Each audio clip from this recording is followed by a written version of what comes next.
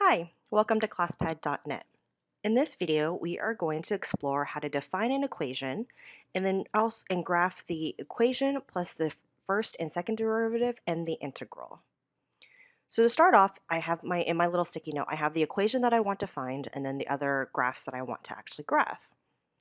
So I'm going to click on my screen, open up Calculate, and here I'm going to define f of x as zero point 0.2 times x plus 3 times the quantity x minus 1 times the quantity x minus 3.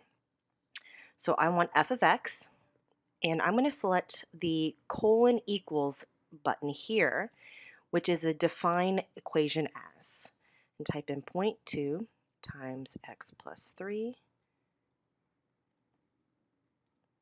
times x minus 1 times x minus 3. Come back here and delete that because I don't need a subscript. I'm going to hit enter or execute, and the calculator Classpad.net has now defined my equation as the quantity x plus 3 times x minus 1 times x minus 3 all over 5, which is 2/10.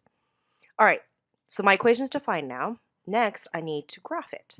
So I'm going to click away and then select the graph icon. And then I'm going to choose f of x and type in y equals f of x. And there is my first equation. I'm going to make my screen a little bit bigger. All right, so I've graphed f of x. Now I need to graph y equals f prime of x. So over here, I'm going to add a graph function so that I get a new equation. So I'm going to graph all of these as different equations. So I start off with y equals. And then when I go to my soft keyboard, I'm going to select math, the second tab. And on that tab, in the first section on the third row, first column, you'll see the d over d. So that is my first derivative. So I need to define my derivative. So it's d over dx, and then I'm going to arrow to the right and type in f of x. And there is my first derivative graphed. Now I'm going to graph my second derivative in the same manner. Click f of x, go to the math page, click on page 2, and notice to the right of the first derivative is my second or third or fourth derivative. But in this situation, we only want the second. So d squared over dx squared, and type in f of x.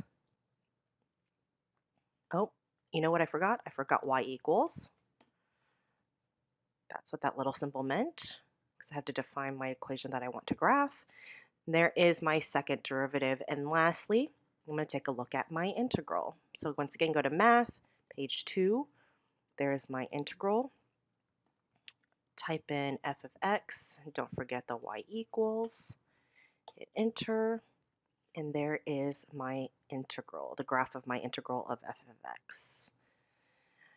And of course, if you remember from previous videos we've shown, you can drag and separate the graphs so that you can look at them separately, or you can put them back together by simply dragging it back on top of each other. But another neat feature is when you click on the equations that are populated here, or the functions that are populated here, if you click on any of these little sections to the far left of your equation, you'll see that you can change your color, but you can also show or hide your graph. So this is a neat way to just look at and click off anywhere, just looking at, like, for example, the function in, let's say, the first derivative, and then taking a look at that relationship. You know, when the function itself has a max or a minimum, what does that mean in relationship to the derivative?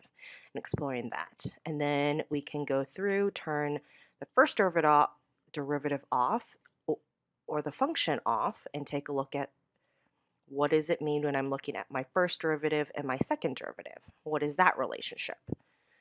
Or looking at the relationship between my integral and my function. The relationship between there.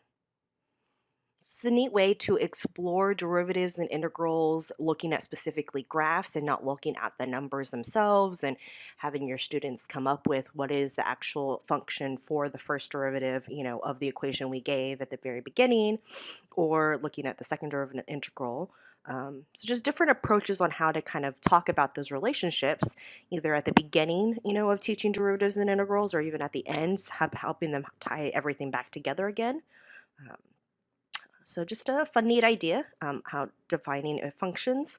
And then of course, there's a lot more you can do with defining functions in the calculate section itself. So for more Classpad.net tips, be sure to subscribe to our channel. Otherwise, thanks for watching.